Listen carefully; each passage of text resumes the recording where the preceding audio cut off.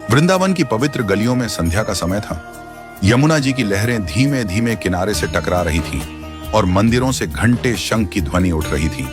गलियों में हर ओर एक ही नाम गूंज रहा था, राधे राधे। इन्हीं गलियों में एक वृद्ध साधु, जिनकी दाढ़ी में अनुभव के वर्ष लिपटे थे, तुलसी चौरा के पास बैठकर धीरे धीरे राधे राधे झप रहे थे। ऐसा लगता था मानो उनकी हर सांस में यह नाम रचा बसा हो। उसी समय एक युवा यात्री, जो पहली बार वृंदावन आया था, पास बैठ गया। उसके चेहरे पर श्रद्धा तो थी, लेकिन साथ ही एक गहरी उलझन भी। उसने आसपास देखा, बच्चे, वृद्ध, महिलाएं, साधु, हर कोई बस राधे राधे कह रहा था।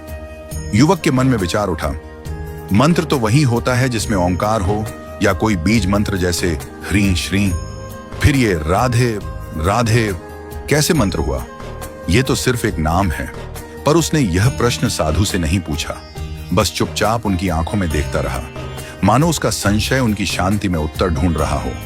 कुछ देर बाद साधु ने उसकी ओर देखा और मुस्कुराए, जैसे वो उसका मन पढ़ चुके हों। साधु बोले, बेटा, क्या तुमने अजामिल की कथा सुनी है?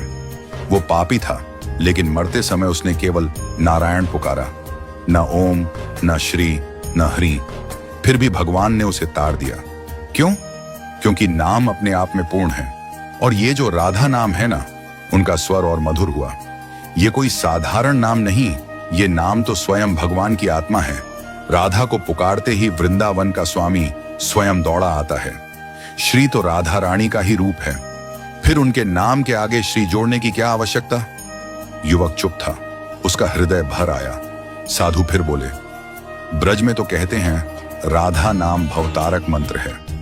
यह नाम केवल संसार से तारने वाला नहीं, बल्कि हमें भगवान से मिलाने वाला है। जब कोई प्रेम से राधे राधे कहता है तो भगवान बिहारी लाल उस स्वर में बन जाते हैं।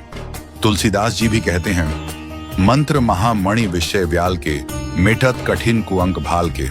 जो नाम विष जैसे संसारिक भोगों को समाप्त कर दे, जो पापों की जड़ काट दे, वही सच्चा मंत्र होता है। और ये राधे नाम तो उन सबसे ऊपर है। सच्चा मंत्र वही है जिसमें प्रेम हो।